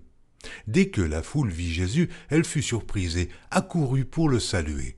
Il leur demanda « Sur quoi discutez-vous avec eux ?» Et un homme de la foule lui répondit « Maître, j'ai amené auprès de toi mon fils qui est possédé d'un esprit muet. En quelque lieu qu'il le saisisse, il le jette par terre. L'enfant écume, grince des dents et devient tout raide. J'ai prié tes disciples de chasser l'esprit, et ils n'ont pas pu. Race d'incrédules, leur dit Jésus, jusque à quand serai-je avec vous? Jusque à quand vous supporterai-je? Amenez-le-moi. On le lui amena. Et aussitôt que l'enfant vit Jésus, l'esprit l'agita avec violence. Il tomba par terre et se roulait en écumant. Jésus demanda au Père, « Combien y a-t-il de temps que cela lui arrive ?» « Depuis son enfance, répondit-il. Et souvent l'esprit l'a jeté dans le feu et dans l'eau pour le faire périr. Mais si tu peux quelque chose, viens à notre secours, aie compassion de nous. » Jésus lui dit, « Si tu peux, mais tout est possible à celui qui croit. » Aussitôt le père et l'enfant s'écria, « Je crois, viens au secours de mon incrédulité. » Jésus, voyant accourir la foule, menaça l'esprit impur et lui dit, « Esprit muet et sourd, je te l'ordonne, sors de cet enfant et n'y entre plus. » Et il sortit en poussant des cris et en l'agitant avec une grande violence. L'enfant devint comme mort, de sorte que plusieurs disaient qu'il était mort. Mais Jésus, l'ayant pris par la main, le fit lever. Il se tint debout. Quand Jésus fut entré dans la maison, ses disciples lui demandèrent en particulier « Pourquoi n'avons-nous pu chasser cet esprit ?» Et il leur dit « Cette espèce-là ne peut sortir que par la prière. » Ils partirent de là et traversèrent la Galilée. Jésus ne voulait pas qu'on le sût, car il enseignait ses disciples et il leur dit « Le Fils de l'homme sera livré entre les mains des hommes. Ils le feront mourir et, 3 jours après qu'il aura été mis à mort, il ressuscitera. » Mais les disciples ne comprenaient pas cette parole et ils craignaient de l'interroger. Ils arrivèrent à Capernaum. Lorsqu'il fut dans la maison, Jésus leur demanda « De quoi discutiez-vous en chemin ?» Mais ils gardèrent le silence car en chemin, ils avaient discuté entre eux pour savoir qui était le plus grand. Alors il s'assit, appela les 12 et leur dit « Si quelqu'un veut être le premier, il sera le dernier de tous et le serviteur de tous. » Il prit un petit enfant, le plaça au milieu d'eux, et l'ayant pris dans ses bras, il leur dit « Quiconque reçoit en mon nom un de ces petits enfants me reçoit moi-même, et quiconque me reçoit, reçoit non pas moi, mais celui qui m'a envoyé. » Jean lui dit « Maître, nous avons vu un homme qui chasse les démons en ton nom, et nous l'en avons empêché parce qu'il ne nous suit pas. » « Ne l'en empêchez pas, répondit Jésus, car il n'est personne qui, faisant un miracle en mon nom, puisse aussitôt après parler mal de moi. Qui n'est pas contre nous et pour nous. Et quiconque vous donnera à boire un verre d'eau en mon nom parce que vous appartenez à Christ, je vous le dis en vérité, il ne perdra point sa récompense. Mais si quelqu'un scandalisait un de ces petits qui croient, il vaudrait mieux pour lui qu'on lui mît au cou une grosse meule de moulin et qu'on le jetât dans la mer. Si ta main est pour toi une occasion de chute, coupe-la. Mieux vaut pour toi entrer manchot dans la vie que d'avoir les 2 mains et d'aller dans la géhenne, dans le feu qui ne s'éteint point. Et si ton pied est pour toi une occasion de chute, coupe-le. Mieux vaut pour toi entrer boiteux dans la vie que d'avoir les 2 pieds et d'être jeté dans la géhenne, dans le feu qui ne s'éteint point. Et si ton œil est pour toi une occasion de chute, arrache-le. Mieux vaut pour toi entrer dans le royaume de Dieu n'ayant qu'un œil, que d'avoir 2 yeux et d'être jeté dans la géhenne, où leur ver ne meurt point, et où le feu ne s'éteint point. Car tout homme sera salé de feu. Le sel est une bonne chose. Mais si le sel devient sans saveur, avec quoi l'assaisonnerez-vous? Ayez du sel en vous-même, et soyez en paix les uns avec les autres. Marc, chapitre 10. Jésus étant parti de là se rendit dans le territoire de la Judée, au-delà du Jourdain. La foule s'assembla de nouveau près de lui et selon sa coutume, il se mit encore à l'enseigner. Les pharisiens l'abordèrent et pour l'éprouver, ils lui demandèrent s'il est permis à un homme de répudier sa femme. Il leur répondit « Que vous a prescrit Moïse ?» Moïse, dirent-ils, a permis d'écrire une lettre de divorce et de répudier. Et Jésus leur dit « C'est à cause de la dureté de votre cœur que Moïse vous a donné ce précepte. Mais au commencement de la création, Dieu fit l'homme et la femme. C'est pourquoi l'homme quittera son père et sa mère et s'attachera à sa femme, et les deux deviendront une seule chair. Ainsi, ils ne sont plus deux, mais ils sont une seule chair. Que l'homme donc ne sépare pas ce que Dieu a joint. » Lorsqu'ils furent dans la maison, les disciples l'interrogèrent encore là-dessus. Il leur dit « Celui qui répudie sa femme et qui en épouse une autre commet un adultère à son égard. Et si une femme quitte son mari et en épouse un autre, elle commet un adultère. » On lui amena des petits-enfants, afin qu'il les touchât, mais les disciples reprirent ceux qui les amenaient. Jésus, voyant cela, fut indigné et leur dit « Laissez venir à moi les petits-enfants et ne les en empêchez pas, car le royaume de Dieu est pour ceux qui leur ressemblent. Je vous le dis en vérité, quiconque ne recevra pas le royaume de Dieu comme un petit enfant n'y entrera point. » Puis il les prit dans ses bras et les bénit, en leur imposant les mains. Comme Jésus se mettait en chemin, un homme accourut et, se jetant à genoux devant lui, « Bon maître, lui demanda-t-il, que dois-je faire pour hériter la vie éternelle ?» Jésus lui dit « Pourquoi m'appelles-tu bon ? Il n'y a de bon que Dieu seul. Tu connais les commandements. Tu ne commettras point d'adultère, tu ne tueras point, tu ne déroberas point, tu ne diras point de faux témoignages, tu ne feras tort à personne, honore ton père et ta mère. » Il lui répondit « Maître, j'ai observé toutes ces choses dès ma jeunesse. » Jésus, l'ayant regardé, l'aima et lui dit « Il te manque une chose. Va, vends tout ce que tu as, donne-le aux pauvres, et tu auras un trésor dans le ciel, puis viens et suis-moi. » Mais, affligé de cette parole, cet homme s'en alla tout triste, car il avait de grands biens. Jésus, regardant autour de lui, dit à ses disciples qu'il sera difficile à ceux qui ont des richesses d'entrer dans le royaume de Dieu. Les disciples furent étonnés de ce que Jésus parlait ainsi et, reprenant, il leur dit « Mes enfants, il est difficile à ceux qui se confient dans les richesses d'entrer dans le royaume de Dieu. Il est plus facile à un chameau de passer par le trou d'une aiguille qu'à un riche d'entrer dans le royaume de Dieu. » Les disciples furent encore plus étonnés, et ils se dirent les uns aux autres, « Et qui peut être sauvé ?»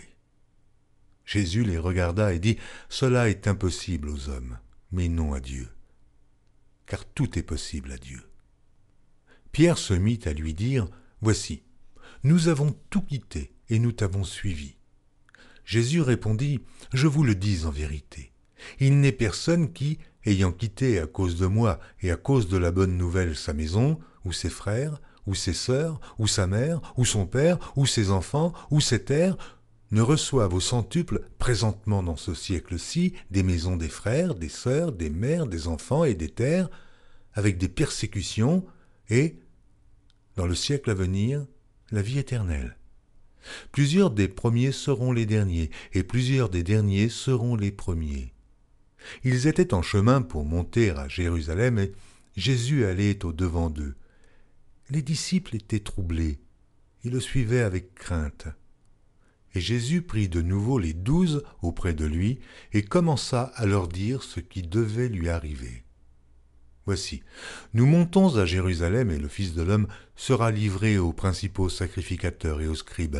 Ils le condamneront à mort, et ils le livreront aux païens, qui se moqueront de lui, cracheront sur lui, le battront de verges, et le feront mourir. Et, 3 jours après, il ressuscitera. » Les fils de Zébédée, Jacques et Jean, s'approchèrent de Jésus et lui dirent « Maître, nous voudrions que tu fisses pour nous ce que nous te demanderons. » Il leur dit, « Que voulez-vous que je fasse pour vous ?»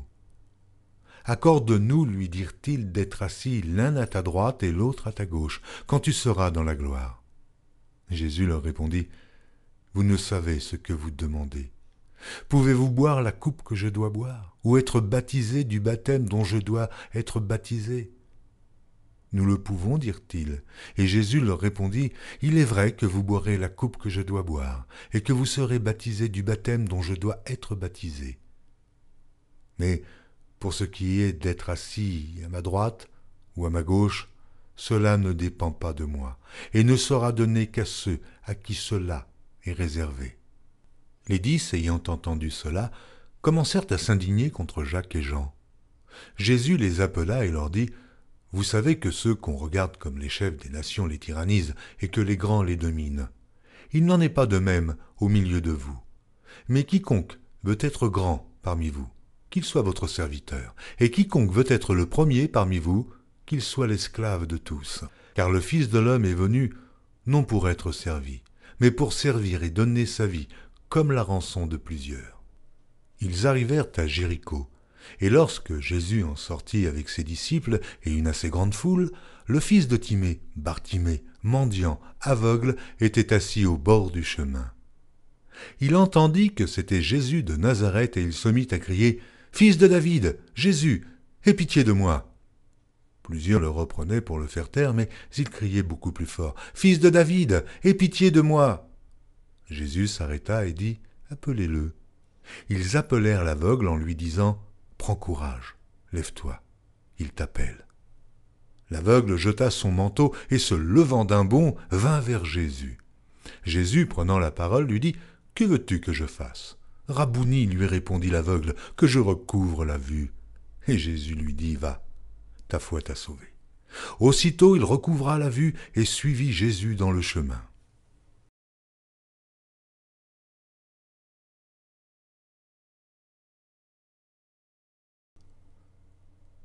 Marc, chapitre 11. Lorsqu'ils approchèrent de Jérusalem et qu'il fut près de Bethphagée et de Béthanie, vers la montagne des Oliviers, Jésus envoya 2 de ses disciples, en leur disant « Allez au village qui est devant vous, dès que vous y serez entrés, vous trouverez un ânon attaché sur lequel aucun homme ne s'est encore assis. Détachez-le et amenez-le. Si quelqu'un vous dit « Pourquoi faites-vous cela ?» répondez « Le Seigneur en a besoin. » Et à l'instant, il le laissera venir ici. Les disciples, étant allés, trouvèrent l'ânon attaché dehors, près d'une porte, au contour du chemin, et ils le détachèrent. Quelques-uns de ceux qui étaient là leur dirent « Mais que faites-vous? Pourquoi détachez-vous cet ânon ?» Ils répondirent comme Jésus l'avait dit, et on les laissa aller. Ils amenèrent à Jésus l'ânon, sur lequel ils jetèrent leurs vêtements, et Jésus s'assit dessus. Beaucoup de gens étendirent leurs vêtements sur le chemin, et d'autres des branches qu'ils coupèrent dans les champs. Ceux qui précédaient et ceux qui suivaient Jésus criaient « Hosanna, béni soit celui qui vient au nom du Seigneur, béni soit le règne qui vient, le règne de David notre Père, Hosanna dans les lieux très hauts. » Jésus entra à Jérusalem dans le temple. Quand il eut tout considéré, comme il était déjà tard, il s'en alla à Béthanie avec les 12. Le lendemain, après qu'ils furent sortis de Béthanie, Jésus eut faim. Apercevant de loin un figuier qui avait des feuilles, il alla voir s'il y trouverait quelque chose, et, s'en étant approché, il ne trouva que des feuilles, car ce n'était pas la saison des figues.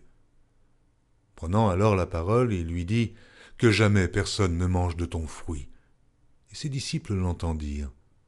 Ils arrivèrent à Jérusalem, et Jésus entra dans le temple, et il se mit à chasser ceux qui vendaient et qui achetaient dans le temple. Il renversa les tables des changeurs et les sièges des vendeurs de pigeons, et ne laissant personne transporter aucun objet à travers le temple. Et il enseignait et disait, n'est-il pas écrit ? Ma maison sera appelée une maison de prière pour toutes les nations, mais vous en avez fait une caverne de voleurs. Les principaux sacrificateurs et les scribes, l'ayant entendu, cherchèrent les moyens de le faire périr, car ils craignaient, parce que toute la foule était frappée de sa doctrine. Quand le soir fut venu, Jésus sortit de la ville. Le matin, en passant, les disciples virent le figuier séché jusqu'aux racines. Pierre, se rappelant ce qui s'était passé, dit à Jésus, « Rabbi, regarde le figuier que tu as maudit a séché. » Jésus prit la parole et leur dit, « Ayez foi en Dieu. Je vous le dis en vérité. Si quelqu'un dit à cette montagne, « Ôte-toi de là et jette-toi dans la mer », et s'il ne doute point en son cœur, mais croit que ce qu'il a dit arrive, il le verra s'accomplir. C'est pourquoi je vous dis, tout ce que vous demanderez en priant, croyez que vous l'avez reçu, et vous le verrez s'accomplir. Et, lorsque vous êtes debout, faisant votre prière, si vous avez quelque chose contre quelqu'un, pardonnez, afin que votre Père qui est dans les cieux vous pardonne aussi vos offenses. Mais si vous ne pardonnez pas, votre Père qui est dans les cieux ne vous pardonnera pas non plus vos offenses. » Ils se rendirent de nouveau à Jérusalem et, pendant que Jésus se promenait dans le temple, les principaux sacrificateurs et les scribes et les anciens vinrent à lui et lui dirent « Par quelle autorité fais-tu ces choses? Et qui t'a donné l'autorité de les faire ?» Jésus leur répondit « Je vous adresserai aussi une question. Répondez-moi, et je vous dirai par quelle autorité je fais ces choses. Le baptême de Jean, venait-il du ciel ou des hommes? Répondez-moi. » Mais ils raisonnèrent ainsi entre eux. Si nous répondons du ciel, il dira, « Pourquoi donc n'avez-vous pas cru en lui ?» Et si nous répondons des hommes, ils craignaient le peuple, car tous tenaient réellement Jean pour un prophète. Alors ils répondirent à Jésus, « Nous ne savons. » Et Jésus leur dit, « Moi non plus. Je ne vous dirai pas par quelle autorité je fais ces choses. » Marc, chapitre 12. Jésus se mit ensuite à leur parler en parabole. Un homme planta une vigne. Il l'entoura d'une haie, creusa un pressoir et bâtit une tour. Puis il la ferma à des vignerons et quitta le pays. Au temps de la récolte, il envoya un serviteur vers les vignerons pour recevoir d'eux une part du produit de la vigne. S'étant saisis de lui, ils le battirent et le renvoyèrent à vide. Il envoya de nouveau vers eux un autre serviteur. Ils le frappèrent à la tête et l'outragèrent. Il en envoya un troisième qu'ils tuèrent, puis plusieurs autres qu'ils battirent ou tuèrent. Il avait encore un fils bien-aimé. Il l'envoya vers eux, le dernier, en disant « Ils auront du respect pour mon fils. » Mais ces vignerons dirent entre eux « Voici l'héritier, venez, tuons-le, et l'héritage sera à nous. » Et ils se saisirent de lui, le tuèrent et le jetèrent hors de la vigne. Maintenant, que fera le maître de la vigne? Il viendra, fera périr les vignerons et il donnera la vigne à d'autres. N'avez-vous pas lu cette parole de l'Écriture? La pierre qu'ont rejetée ceux qui bâtissaient est devenue la principale de l'angle. C'est par la volonté du Seigneur qu'elle l'est devenue. Et c'est un prodige à nos yeux? Ils cherchaient à se saisir de lui, mais ils craignaient la foule. Ils avaient compris que c'était pour eux que Jésus avait dit cette parabole, et ils le quittèrent et s'en allèrent. Ils envoyèrent auprès de Jésus quelques-uns des pharisiens et des hérodiens, afin de le surprendre par ses propres paroles. Et ils vinrent lui dire, « Maître, nous savons que tu es vrai, et que tu ne t'inquiètes de personne, car tu ne regardes pas à l'apparence des hommes, et tu enseignes la voie de Dieu selon la vérité. Est-il permis ou non de payer le tribut à César? Devons-nous payer ou ne pas payer ?» Jésus, connaissant leur hypocrisie, leur répondit, « Pourquoi me tentez-vous? Apportez-moi un denier afin que je le voie. » Ils en apportèrent un, et Jésus leur demanda de qui sont cette effigie et cette inscription. « De César, lui répondirent-ils. Alors il leur dit, « Rendez à César ce qui est à César, et à Dieu ce qui est à Dieu. » Et ils furent à son égard dans l'étonnement. Les Sadducéens, qui disent qu'il n'y a point de résurrection, vinrent auprès de Jésus et lui firent cette question. « Maître, voici ce que Moïse nous a prescrit. Si le frère de quelqu'un meurt et laisse une femme sans avoir d'enfant, son frère épousera sa veuve et suscitera une postérité à son frère. Or, il y avait 7 frères. Le premier se maria et mourut sans laisser de postérité. Le second prit la veuve pour femme et mourut sans laisser de postérité. Et il en fut de même du troisième, et aucun des 7 ne laissa de postérité. Après eux tous, la femme mourut aussi. À la résurrection, duquel d'entre eux sera-t-elle la femme, car les 7 l'ont eue pour femme? » Jésus leur répondit. « N'êtes-vous pas dans l'erreur parce que vous ne comprenez ni les Écritures, ni la puissance de Dieu? Car, à la résurrection des morts, les hommes ne prendront point de femmes, ni les femmes de mari, mais ils seront comme les anges dans les cieux. Pour ce qui est de la résurrection des morts, n'avez-vous pas lu dans le livre de Moïse ce que Dieu lui dit à propos du buisson? Je suis le Dieu d'Abraham, le Dieu d'Isaac et le Dieu de Jacob. Dieu n'est pas Dieu des morts, mais des vivants. Vous êtes grandement dans l'erreur. » Un des scribes qui les avait entendus discuter, sachant que Jésus avait bien répondu aux Sadducéens, s'approcha et lui demanda « Quel est le premier de tous les commandements ?»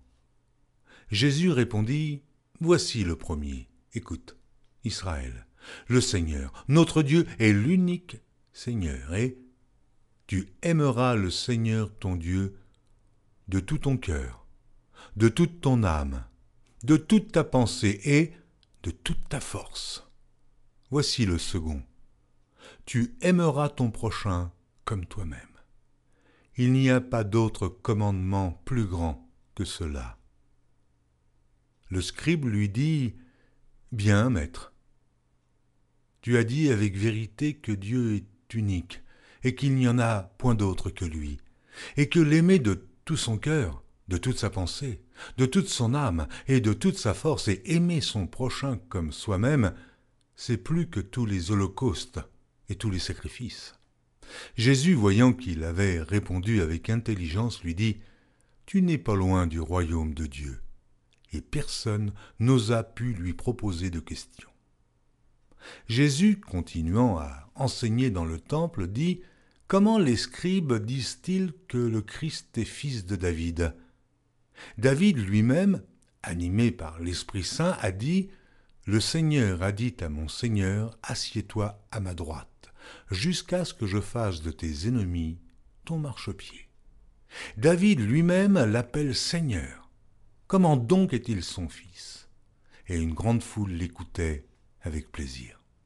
Il leur disait dans son enseignement « Gardez-vous des scribes, qui aiment à se promener en robe longue et à être salués dans les places publiques, qui recherchent les premiers sièges dans les synagogues et les premières places dans les festins, qui dévorent les maisons des veuves et qui font pour l'apparence de longues prières.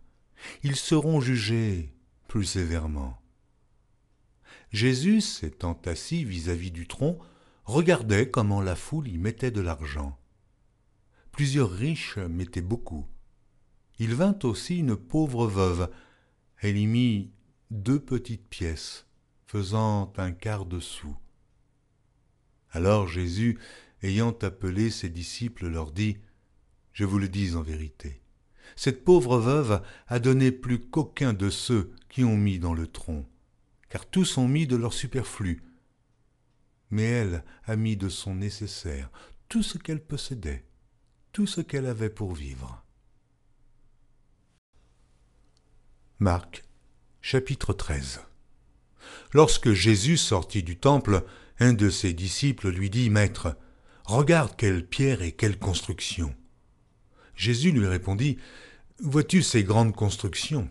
Il ne restera pas pierre sur pierre qui ne soit renversée. » Il s'assit sur la montagne des Oliviers en face du temple, et Pierre, Jacques, Jean et André lui firent en particulier cette question. « Dis-nous quand cela arrivera-t-il, et à quel signe connaîtra-t-on que toutes ces choses vont s'accomplir ?» Jésus se mit alors à leur dire « Prenez garde que personne ne vous séduise, car plusieurs viendront sous mon nom disant « C'est moi », et ils séduiront beaucoup de gens. Quand vous entendrez parler de guerre et de bruit de guerre, ne soyez pas troublés, car il faut que ces choses arrivent, mais ce ne sera pas encore la fin. Une nation s'élèvera contre une nation et un royaume contre un royaume. Il y aura des tremblements de terre en divers lieux. Il y aura des famines. Ce ne sera que le commencement des douleurs. Prenez garde à vous-même. On vous livrera aux tribunaux et vous serez battus de verges dans les synagogues.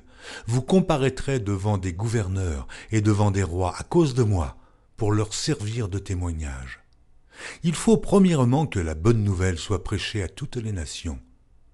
Quand on vous emmènera pour vous livrer, ne vous inquiétez pas d'avance de ce que vous aurez à dire, mais dites ce qui vous sera donné à l'heure même, car ce n'est pas vous qui parlerez, mais l'Esprit Saint. Le frère livrera son frère à la mort et le père son enfant. Les enfants se soulèveront contre leurs parents et les feront mourir. Vous serez haïs de tous à cause de mon nom, mais celui qui persévérera jusqu'à la fin sera sauvé. Lorsque vous verrez l'abomination de la désolation établie là où elle ne doit pas être, que celui qui lit fasse attention. Alors, que ceux qui seront en Judée fuient dans les montagnes. Que celui qui sera sur le toit ne descende pas et n'entre pas pour prendre quelque chose dans sa maison, et que celui qui sera dans les champs ne retourne pas en arrière pour prendre son manteau.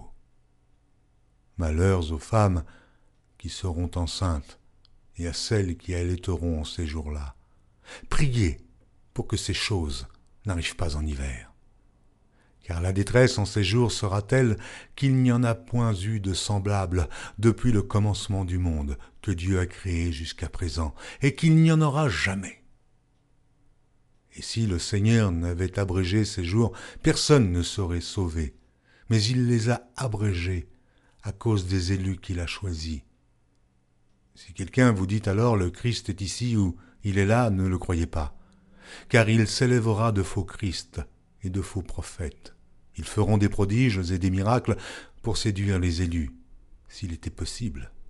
Soyez sur vos gardes. Je vous ai tout annoncé d'avance.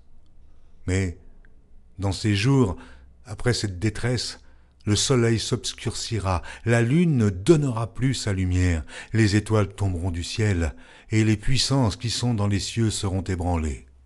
Alors on verra le Fils de l'homme venant sur les nuées, avec une grande puissance et avec gloire. Alors, il enverra les anges, et il rassemblera les élus des 4 vents, de l'extrémité de la terre jusqu'à l'extrémité du ciel. Instruisez-vous par une comparaison tirée du figuier. Dès que ses branches deviennent tendres et que les feuilles poussent, vous connaissez que l'été est proche. De même, quand vous verrez ces choses arriver, sachez que le Fils de l'homme est proche, à la porte. Je vous le dis en vérité, cette génération ne passera point que tout cela n'arrive. Le ciel et la terre passeront, mais mes paroles ne passeront point. Pour ce qui est du jour ou de l'heure, personne ne le sait, ni les anges dans le ciel, ni le Fils, mais le Père seul. Prenez garde, veillez et priez, car vous ne savez quand ce temps viendra. Il en sera comme d'un homme qui, partant pour un voyage, laisse sa maison, remet l'autorité à ses serviteurs, indique à chacun sa tâche et ordonne au portier de veiller. Veillez donc, car vous ne savez quand viendra le maître de la maison, ou le soir, ou au milieu de la nuit, ou au chant du coq, ou le matin. Craignez qu'il ne vous trouve endormis à son arrivée soudaine. Ce que je vous dis, je le dis à tous. Veillez. Marc, chapitre 14. La fête de Pâques et des pains sans levain devait avoir lieu 2 jours après. Les principaux sacrificateurs et les scribes cherchaient les moyens d'arrêter Jésus par ruse et de le faire mourir. Car ils disaient que ce ne soit pas pendant la fête, afin qu'il n'y ait pas de tumulte parmi le peuple. Comme Jésus était à Béthanie, dans la maison de Simon le lépreux, une femme entra pendant qu'il se trouvait à table. Elle tenait un vase d'albâtre qui renfermait un parfum de nard pur de grand prix, et, ayant rompu le vase, elle répandit le parfum sur la tête de Jésus. Quelques-uns exprimèrent entre eux leur indignation. À quoi bon perdre ce parfum? On aurait pu le vendre plus de 300 deniers et de les donner aux pauvres. Et ils s'irritaient contre cette femme. Mais Jésus dit, « Laissez-la. Pourquoi lui faites-vous de la peine? Elle a fait une bonne action à mon égard. Car vous avez toujours les pauvres avec vous, et vous pouvez leur faire du bien quand vous voulez, mais vous ne m'avez pas toujours. Elle a fait ce qu'elle a pu. Elle a d'avance embaumé mon corps pour la sépulture.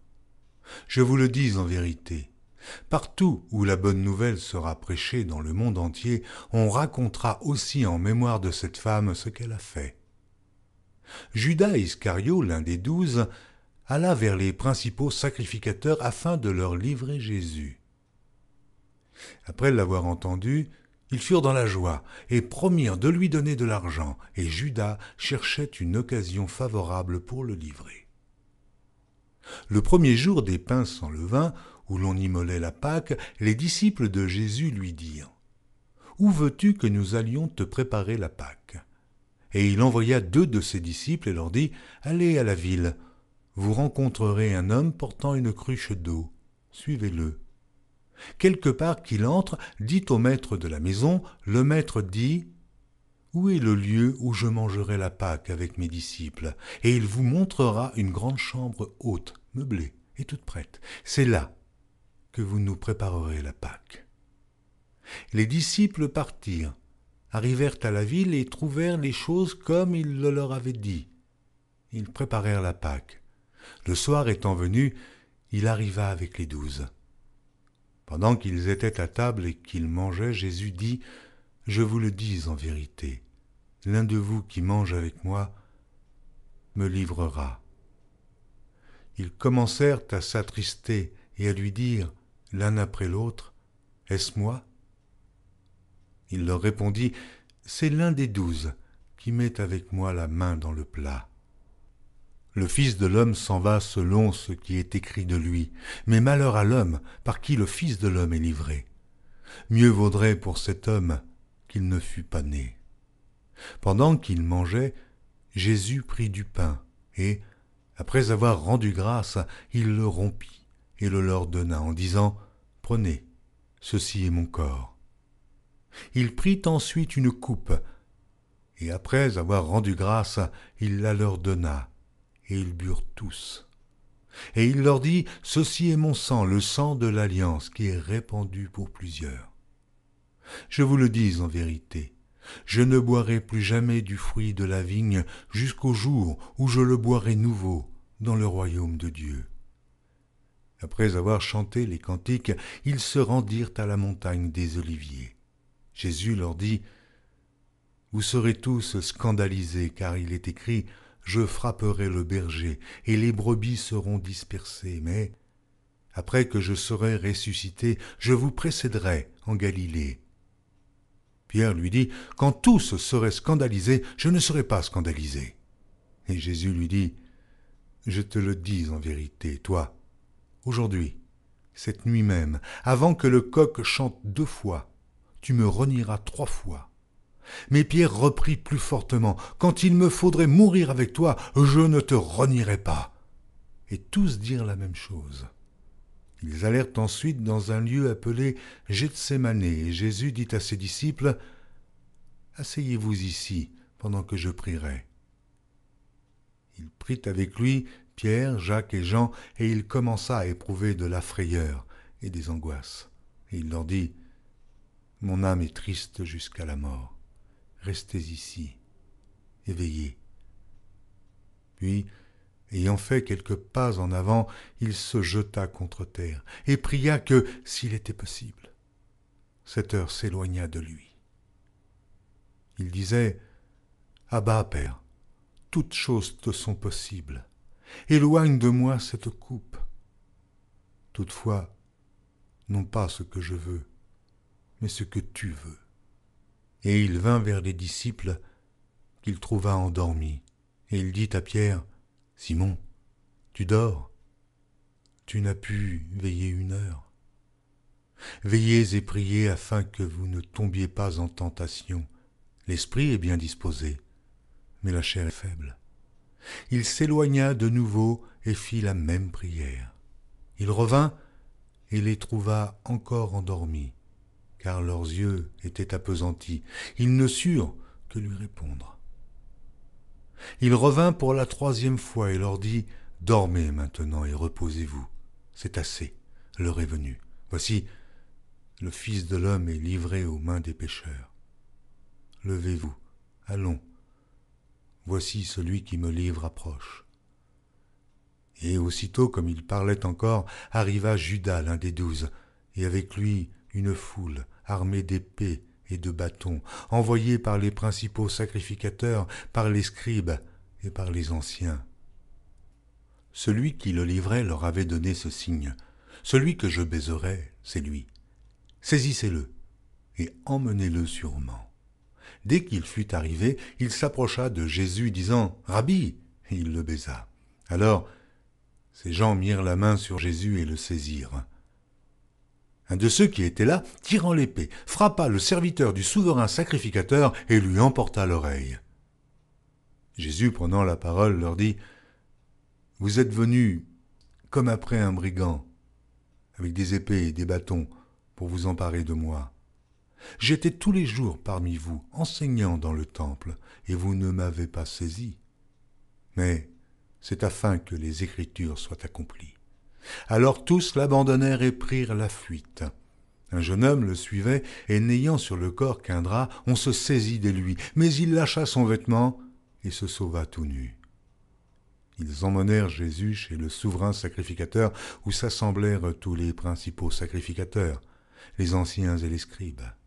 Pierre le suivit de loin jusque dans l'intérieur de la cour du souverain sacrificateur.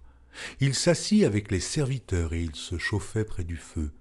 Les principaux sacrificateurs et tout le Sanhédrin cherchaient un témoignage contre Jésus pour le faire mourir. Et ils n'en trouvaient point, car plusieurs rendaient de faux témoignages contre lui, mais les témoignages ne s'accordaient pas. Quelques-uns se levèrent et portèrent un faux témoignage contre lui, disant « Nous l'avons entendu dire, je détruirai ce temple fait de main d'homme, et en 3 jours, j'en bâtirai un autre qui ne sera pas fait de main d'homme. » Mais même sur ce point-là, leur témoignage ne s'accordait pas. Alors, le souverain sacrificateur, se levant au milieu de l'assemblée, interrogea Jésus et dit « Ne réponds-tu rien? Qu'est-ce que ces gens déposent contre toi ?» Jésus garda le silence et ne répondit rien. Le souverain sacrificateur l'interrogea de nouveau et lui dit « Es-tu le Christ, le Fils du Dieu béni ?» Jésus répondit « Je le suis. Et vous verrez le Fils de l'homme assis à la droite de la puissance de Dieu et venant sur les nuées du ciel. » Alors le souverain sacrificateur déchira ses vêtements et dit « Qu'avons-nous encore besoin de témoins?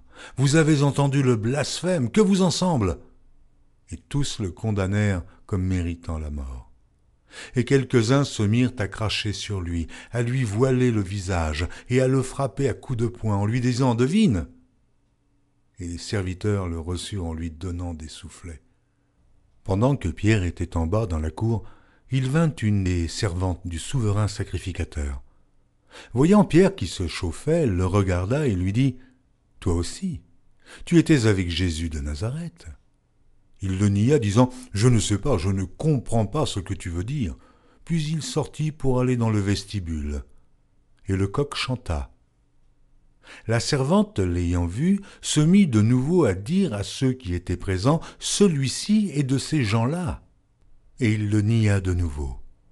Peu après, ceux qui étaient présents dirent encore à Pierre « Certainement, tu es de ces gens-là, car tu es galiléen. » Alors il commença à faire des imprécations et à jurer « Je ne connais pas cet homme dont vous parlez. » Aussitôt, pour la 2e fois, le coq chanta. Et Pierre se souvint de la parole que Jésus lui avait dite. « Avant que le coq chante 2 fois, tu me renieras 3 fois. » Et en y réfléchissant, il pleurait. Marc, chapitre 15. Dès le matin, les principaux sacrificateurs tinrent conseil avec les anciens et les scribes et tout le Sanhédrin, et après avoir lié Jésus, ils l'emmenèrent et le livrèrent à Pilate. Pilate l'interrogea. « Es-tu le roi des Juifs » Jésus lui répondit, « Tu le dis. » Les principaux sacrificateurs portaient contre lui plusieurs accusations. Pilate l'interrogea de nouveau, « Ne réponds-tu rien ? Vois de combien de choses il t'accuse. » Et Jésus ne fit plus aucune réponse, ce qui étonna Pilate. À chaque fête, il relâchait un prisonnier, celui que demandait la foule. Il y avait en prison un nommé Barabbas avec ses complices, pour un meurtre qu'il avait commis dans une sédition. La foule, étant montée, se mit à demander ce qu'il avait coutume de leur accorder. Pilate leur répondit « Voulez-vous que je vous relâche le roi des Juifs ?» car il savait que c'était par envie que les principaux sacrificateurs l'avaient livré. Mais les chefs des sacrificateurs excitèrent la foule, afin que Pilate leur relâchât plutôt Barabbas. Pilate, reprenant la parole, leur dit « Que voulez-vous donc que je fasse de celui que vous appelez le roi des Juifs ?» Ils crièrent de nouveau « Crucifie-le » Pilate leur dit « Mais quel mal a-t-il fait ?» Et ils crièrent encore plus fort « Crucifie-le, crucifie-le » Pilate, voulant satisfaire la foule, leur relâcha Barabbas et, après avoir fait battre de verges Jésus, il leur livra pour être crucifié. Les soldats conduisirent Jésus dans l'intérieur de la cour, c'est-à-dire dans le prétoire, et ils assemblèrent toute la cohorte. Ils le revêtirent de pourpre et posèrent sur sa tête une couronne d'épines qu'ils avaient tressée. Puis ils se mirent à le saluer. « Salut, roi des Juifs !» Et ils lui frappaient la tête avec un roseau, crachaient sur lui, et, fléchissant les genoux, ils se prosternaient devant lui. Après s'être ainsi moqués de lui, ils lui ôtèrent la pourpre, lui remirent ses vêtements et l'emmenèrent pour le crucifier. Ils forcèrent à porter la croix de Jésus un passant qui revenait des champs, Simon de Cyrène, père d'Alexandre et de Rufus, et ils conduisirent Jésus au lieu nommé Golgotha, ce qui signifie lieu du crâne. Ils lui donnèrent à boire du vin mêlé de myrrhe, mais il ne le prit pas. Ils le crucifièrent et se partagèrent ses vêtements en tirant au sort pour savoir ce que chacun aurait. C'était la 3e heure quand ils le crucifièrent. L'inscription indiquant le sujet de sa condamnation portait ces mots, « Le roi des Juifs ». Ils crucifièrent avec lui 2 brigands, l'un à sa droite et l'autre à sa gauche. Ainsi fut accompli ce que dit l'Écriture. Il a été mis au nombre des malfaiteurs. Les passants l'injuriaient et secouaient la tête en disant « Et toi, qui détruis le temple et qui le rebâtit en 3 jours, sauve-toi toi-même en descendant de la croix. » Les principaux sacrificateurs aussi, avec les scribes, se moquaient entre eux et disaient « Il a sauvé les autres et il ne peut se sauver lui-même. Que le Christ, le roi d'Israël, descende maintenant de la croix, afin que nous voyions et que nous croyions. » Ceux qui étaient crucifiés avec lui l'insultaient aussi. La 6e heure étant venue, il y eut des ténèbres sur toute la terre, jusqu'à la 9e heure. Et à la 9e heure, Jésus s'écria d'une voix forte, « Eloi, Eloi, lama sabachthani » ce qui signifie « Mon Dieu, pourquoi m'as-tu abandonné ?» Quelques-uns de ceux qui étaient là, l'ayant entendu dire « Voici, il appelle Élie ».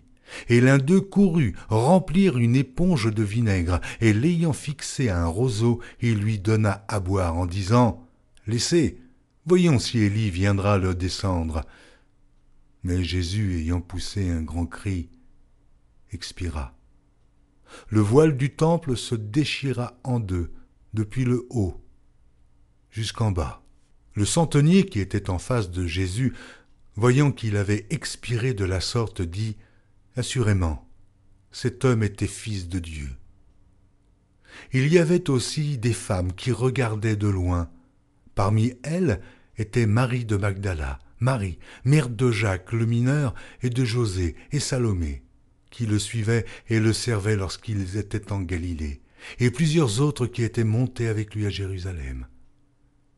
Le soir étant venu, Comme c'était la préparation, c'est-à-dire la veille du Shabbat, arriva Joseph d'Arimathée, conseiller de distinction, qui lui-même attendait aussi le royaume de Dieu. Il osa se rendre vers Pilate pour demander le corps de Jésus. Pilate s'étonna qu'il fût mort si tôt, fit venir le centenier et lui demanda s'il était mort depuis longtemps. S'en étant assuré par le centenier, il donna le corps à Joseph. Et Joseph, ayant acheté un linceul, descendit Jésus de la croix, l'enveloppa du linceul et le déposa dans un sépulcre taillé dans le roc. Puis il roula une pierre à l'entrée du sépulcre. Marie de Magdala et Marie, mère de José, regardaient où on le mettait. Marc, chapitre 16. Lorsque le Shabbat fut passé, Marie de Magdala, Marie, mère de Jacques et Salomé, achetèrent des aromates afin d'aller embaumer Jésus. Le premier jour de la semaine, elles se rendirent au sépulcre de grand matin, comme le soleil venait de se lever.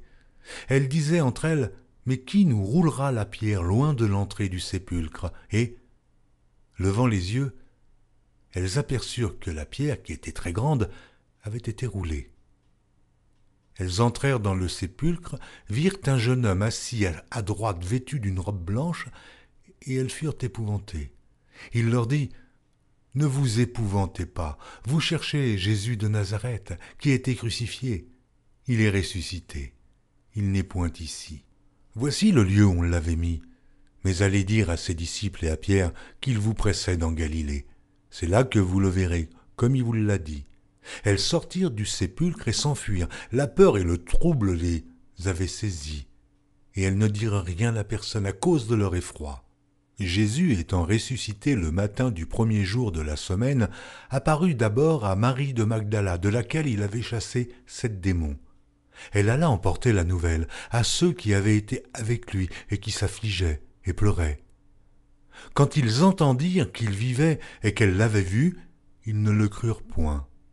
Après cela, il apparut sous une autre forme à 2 d'entre eux qui étaient en chemin pour aller à la campagne.